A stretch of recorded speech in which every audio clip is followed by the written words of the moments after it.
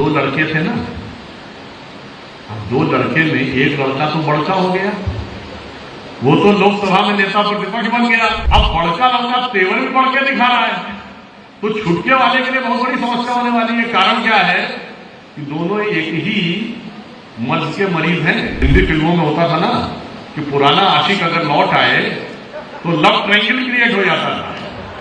तो यूपी में वही होने वाला है। उस वोट बैंक का पुराना आशिक एक बार लौट आया है, तो आज के आशिक के लिए बहुत बड़ी चुनौती उभर के आने वाली है। तो दिल्ली में तो गठबंधन टूट गया, उत्तर प्रदेश में क्या हुआ है, ये दो लड़के थे ना, अब दो लड़के में एक लड़का तो बड़का हो गया, वो तो लोकसभा में नेता प्रतिपक्ष बन गया।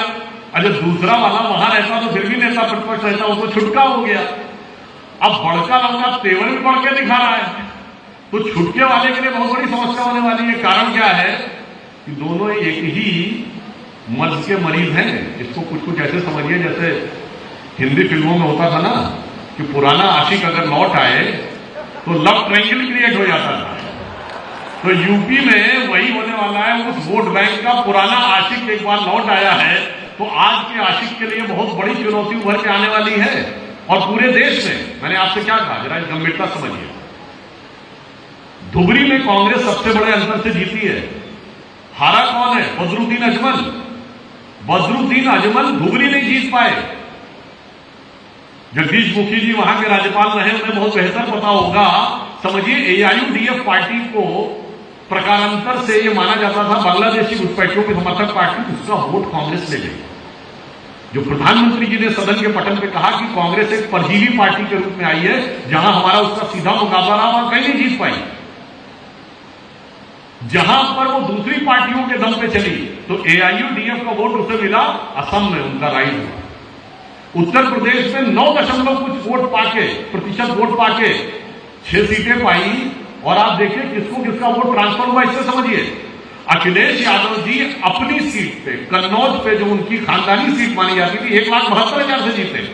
और राहुल गांधी 3,90,000 से जीते रायबरेली, जबकि उनका ना जिला पंचायत है, ना नगर पंचायत है, ना विधायक है, ना जिला पंचायत के सदस्य हैं। इसका मतलब एक का वोट ट्रांसफर हुआ, दूसरे का नहीं ट्रांसफर हुआ है, दूसरे का ट्रांसफर करने लायक था नहीं। अब आप आइए कर्नाटक में जेडीएस के वोट की कीमत। महाराष्ट्र में सबसे बड़ी पार्टी बने महाविकास अघाड़ी के ऊपर, 14 सीटें केरल में जीती मुस्लिम लीग के ऊपर, तेलंगाना में तेलंगाना राष्ट्र समिति की कीमत पर। इसलिए मैं कह रहा हूं कि कांग्रेस का राइज हमारे लिए चुनौती नहीं है, जो आज उनके साथ खड़े हैं उन्हीं के लिए चुनौती है। और वो इस बात को समझ नहीं पा रहे हैं कि वो सारी क्षेत्रीय दल जिन्होंने कांग्रेस से वो वोट बैंक खींचा था, कहीं ऐसा ना हो कि स्वर्गीय राजीव गांधी जी से वोट बैंक मुलायम सिंह जी खींच के ले गए थे और लालू प्रसाद यादव जी खींच के ले गए थे।